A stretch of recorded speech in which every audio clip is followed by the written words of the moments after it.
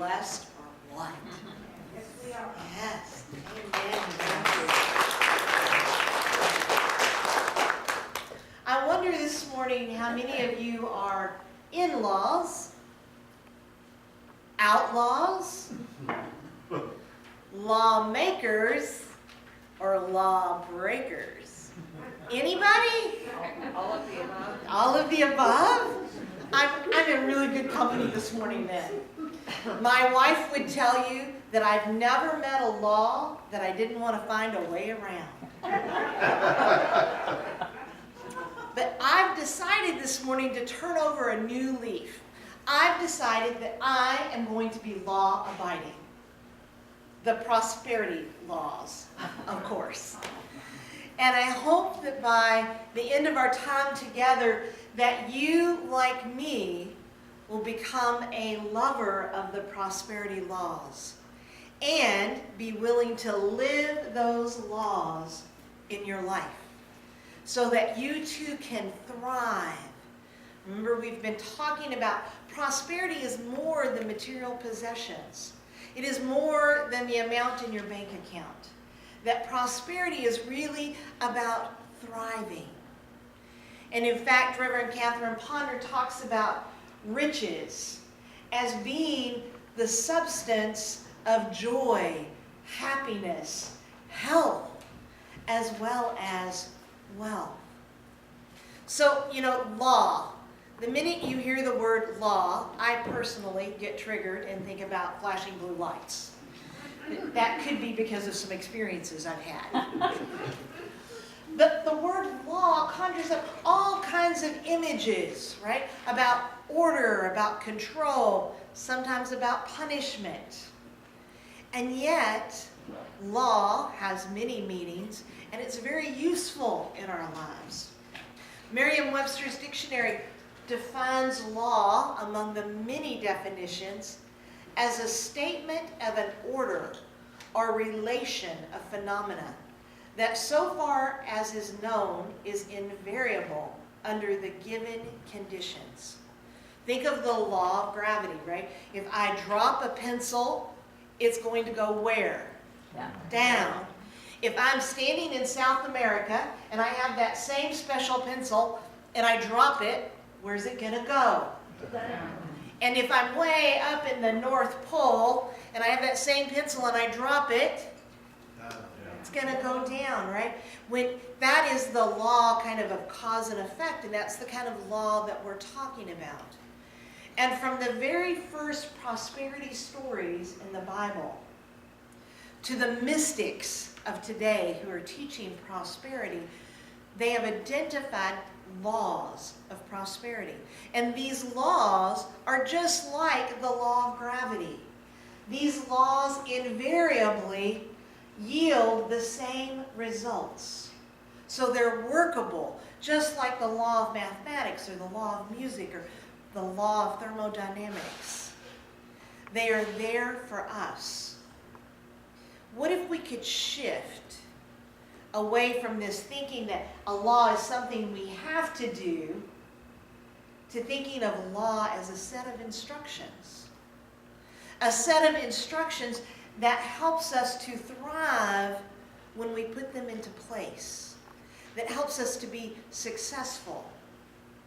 I love to think about words, and the word law is most often translated from the Hebrew word Torah. Now the Torah is a set of teaching and words for teaching and direction for life. The Jewish people also think of the Torah as the laws and principles which Yahweh, God, has given to his people for their benefit and spiritual well-being. So the laws we're talking about today are not the laws to punish us, but the laws to ensure our spiritual well-being. A law in this way is a gift. The Reverend Catherine Ponder discovered this gift at a time in her life when she was feeling quite desperate. She was a young widow who had never worked in the workforce before. She had no skills to speak of, and she had an infant son to take care of. She had very limited financial resources, and she had absolutely no idea from day to day how they were going to survive. And in a moment of deep depression and despondency, she hit her knees like many of us do and cried out for help. And then she opened her Bible, and these words from Proverbs leapt out at her.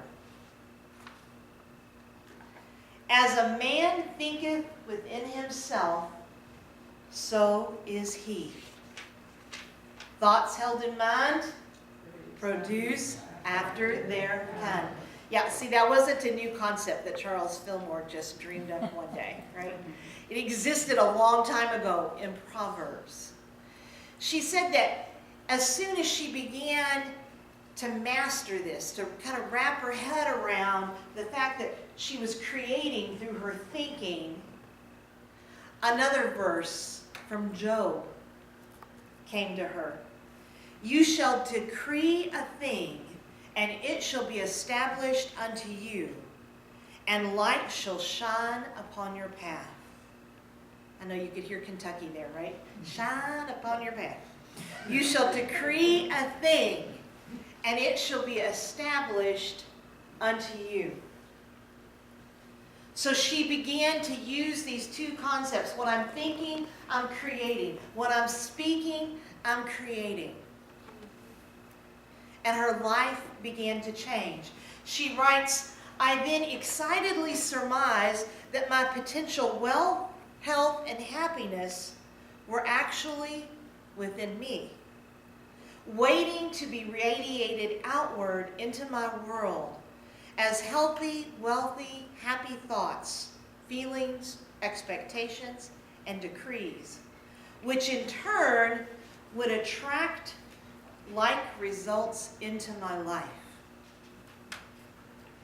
Catherine Ponder is the mentor of many of the greats that we think of in Unity today as prosperity teachers. She mentored Edwin Gaines. She helped mentor Mary Morrissey. She is, throughout her years, continued to touch and change lives through her prosperity teachings. I was sharing with Di earlier that I've had an attraction since the beginning of my Unity life with Catherine Ponder. Now, somehow I've managed to collect almost all the books that she's written. I've just picked them up.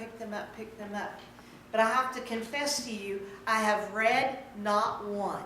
I know, Helen's mouth's wide open. What? No, not a single. Everybody else quotes her. Why should I have to read her? So an interesting thing happened a couple of weeks ago as I'm preparing to go to Florida to teach prosperity. I'm in my office and I'm on the shelves and I'm looking for spiritual economics and I pull spiritual economics off the shelf, and the shelf above me, this book, falls. And I pick it up. And I go, oh, Dynamic Laws of Prosperity by Catherine Ponder. Oh, it's one of my Ponder collections. That's nice. I take it home. I'll look at that someday. Put it on the shelf. Monday, my day off. I'm meditating. I'm deciding I need to clean my office space so that it's more peaceful and serene and doesn't look like Florida and Kansas City exploded on the floor. And I'm picking it up, and I'm bent over, and I'm picking something up, and boom, right on the head. What do you think I find? The Dynamic Laws of Prosperity. The universe gets that sometimes I'm a little dull. And I went, oh, so now you're going to hit me in the head. Guess I might pick this up and read it. Now, the interesting thing was that as I read it, the first couple of things she said were not new to me. And yet she said them in a way that I could hear them. And so as we talk this morning, you're going to hear things that I've been talking about for quite some time. And you're going to hear some things we've talked about this month during our Powers of Prosperity series. But I want to tell you a story that a minister friend told me when I complained about hearing the same thing over and over again. She said there was a man who went into the bank with his check, and he handed it to the teller, and he says, I want to cash this check. And she says, but sir, you didn't sign the check.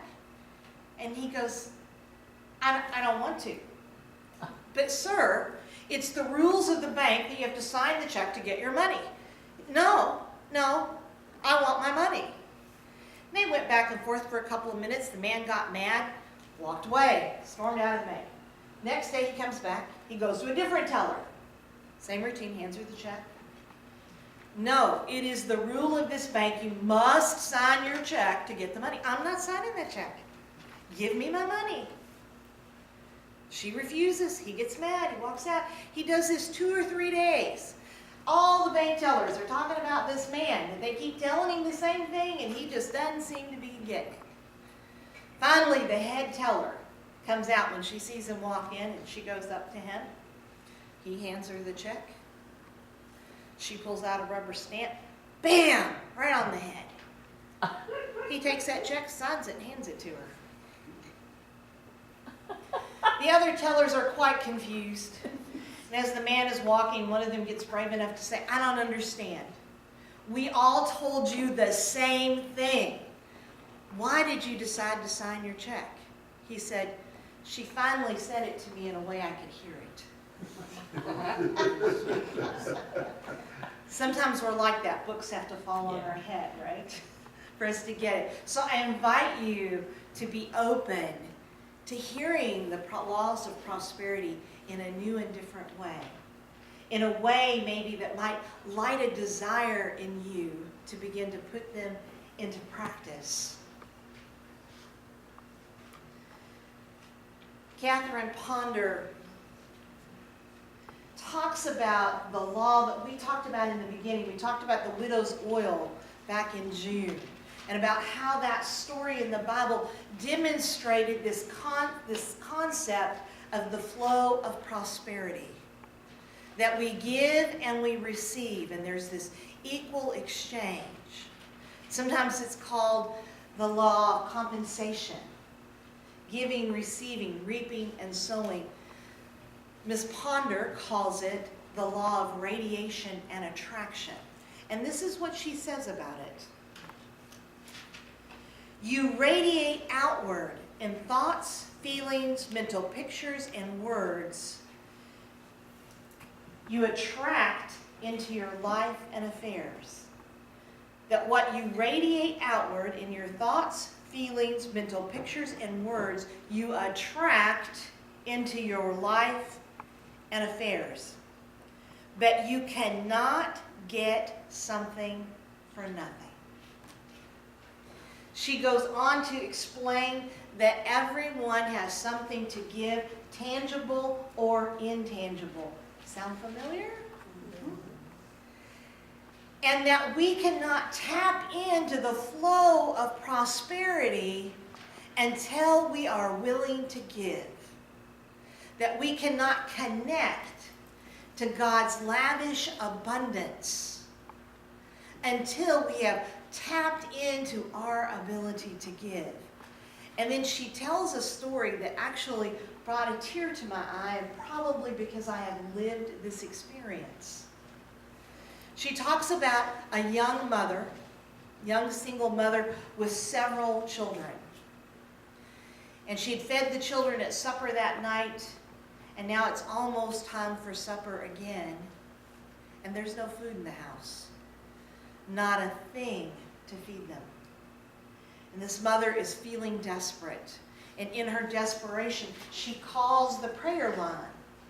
And the prayer associate explains to her the magical power of giving. And says to her, before you can receive, you have to give. Now you can imagine this mother's first thoughts and desperation. And she says back to the prayer associate, you don't understand. You're not hearing me. I don't have anything to give. I'm nothing. I have nothing to give. And the prayer associate prayed with her that she would be divinely guided to see that she had much more to give than she actually realized. And then as they prepared to get off the phone, the associate gave her one more set of instructions. She said to her, now I want you to set your table like you're going to feed those children. And then I want you to sit down with a piece of paper and I want you to make a grocery list like you're getting ready to go out to the store right this minute and get your groceries. So the young woman got off the phone, sitting at the kitchen table. She began to think about, what do I have to give? And she looked out the window and she saw the beautiful flowers in that garden that were blooming. And she remembered that her elderly neighbor across the street had been sick for a while, just wasn't feeling very well. So the young woman went out into the garden and she cut this beautiful bouquet of flowers and she took it over to the neighbor. And the neighbor was delighted to receive such a special gift. And the woman went back a little more hopeful. I guess I did have something to give. So she, might as well try the rest of it. So she sets the table. The kids are getting excited because they're expecting this delicious meal. She makes her grocery list out. And she gets almost down to the last thing. And there's a knock on the door. And she goes to the door, and there standing in the door is a person that had owed that family money for years. In fact, they'd given up all hope of ever collecting that debt. And that person handed her enough money to buy groceries for a week. Everyone has something to give. That is the basic prosperity law. The law of radiation and attraction. What we give, we receive. It puts us in that flow.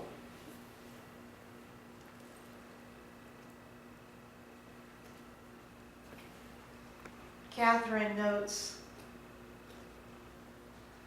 that we can never outgive creation.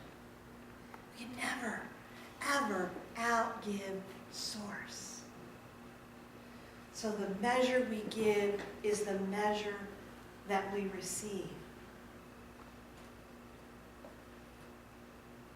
She then goes on to describe another law of prosperity, which is similar to the law we talked about, to what we talked about last week. Last week we talked about launching into a life of prosperity using the fuel of our imagination and the flight plan, right? And the flight plan of action, purposeful action. Catherine would call this the creative law of prosperity.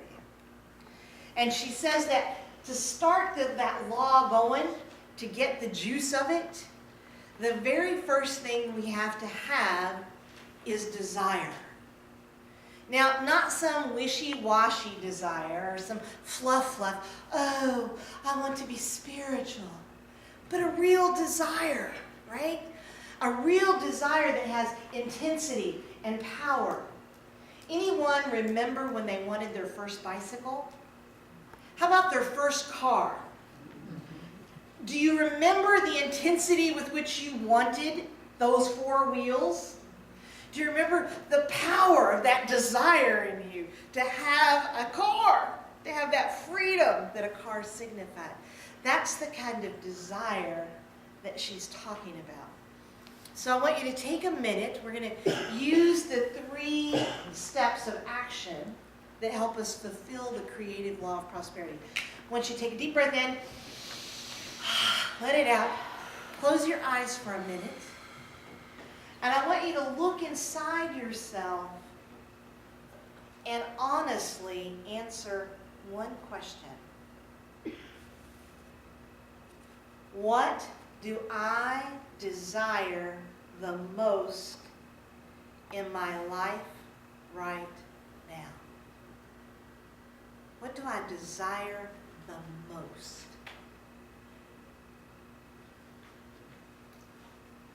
And then open your eyes. Catherine writes that a strong desire carries with it the power of success. The stronger your desires for good, the greater the power of your desires to produce that good. So the desire is what drives us. So Linda is going to be my helper today, and she has some special pages to pass out.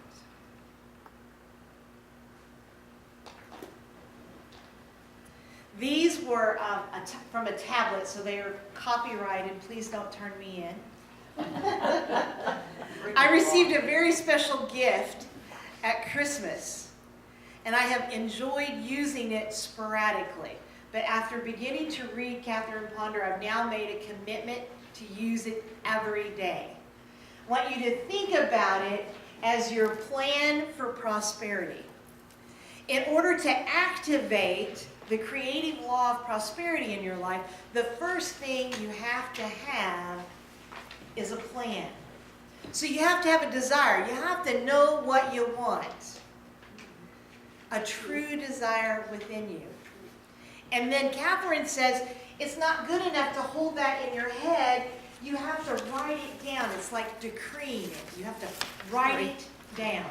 So I want you to take just a minute or two and just jot a word down in each of those categories.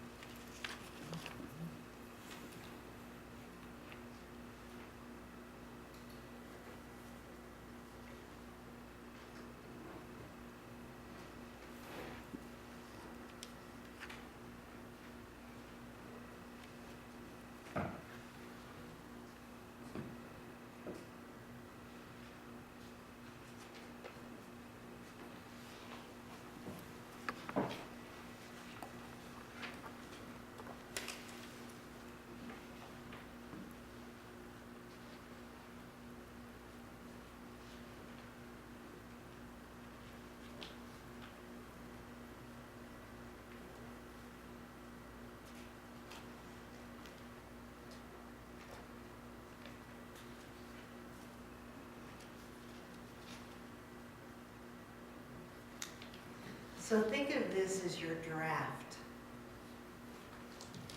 your rough draft of your prosperity plan. Catherine suggests that once we have a rough draft, that we expand on it every day and we think about it. And so the second step in the creative law of prosperity is that of holding the image of it. To imagine that the plan is fulfilled. So think for a moment, and you can close your eyes if you want to, but you don't have to. Imagine that as you were praying, I sprinkled prosperity dust all over you. And when you walk out those front doors, everything that you have written on that page is true.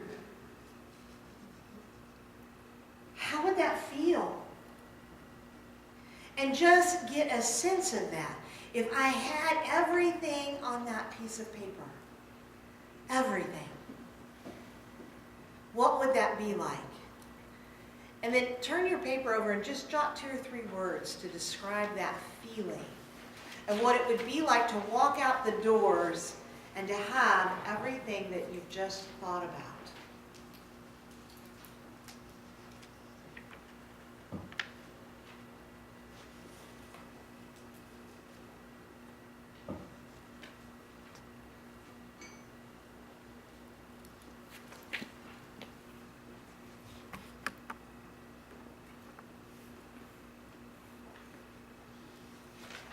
Wouldn't that be pretty fabulous? How cool to have our heart's desire, and yet we know that it's absolutely possible. So the third step in following the creative law of prosperity is to constantly affirm the perfect fulfillment of your plan. To affirm that it's already happened. And we're going to do that this morning using the affirmation that Catherine Ponder used. For weeks and weeks and weeks, she taught prosperity classes to business people, to unity people, to just ordinary people, like all across the country. She taught these prosperity classes. And in every class, the people would take their lists, and they never shared them with anyone in the class. They would take these lists and they would begin each class by affirming what they had written down. And this is the affirmation that they would use. So I'm going to have you repeat after me. Now, I want you to know that she talks in the beginning of this book about the word rich. And again, I want to remind you that when you hear rich, it doesn't necessarily mean a huge bank account, though it can. That she's talking about the richness of life. So she's talking about not just finances. She's talking about rich health, richness in relationships, richness in feelings of peace and joy, fun, laughter. That's what she's describing. I am the rich child of a loving Creator. Say that. I am a rich child of a loving Creator. All that the Creator has is mine to share and to experience. All that the Creator has is mine to share and to experience. Divine intelligence is now showing me how. Divine intelligence is now showing me how to claim my God-given wealth, health, and happiness. To claim my God-given wealth, health, and happiness. Divine intelligence is even now. Divine intelligence is even now opening the way for my immediate blessing. Opening the way for my immediate blessings. I have faith that all that is mine, I have faith that all that is mine, by divine right, now comes to me in rich abundance. Now comes to me in rich abundance. My rich blessings do not interfere. My rich blessings do not interfere with anyone else's good. Anyone else's good. Since God's rich substance is unlimited. Since God's rich substance is unlimited and everywhere for all to use. And everywhere for all to use. There is no delay. There is no delay. That which is not for my highest good, that which is not for my highest good, now fades away from me. Now fades away from me. And I no longer desire it. And I no longer desire it. My God-given desires are richly fulfilled. My God-given desires are richly fulfilled. Now in God's own wonderful way. Now in God's own wonderful way. You have started to activate and fulfill the creative law of prosperity. You are moving towards that which you desire by the very words you speak and the thoughts you have had this morning. As Catherine Ponder says, do not be surprised if it rushes towards you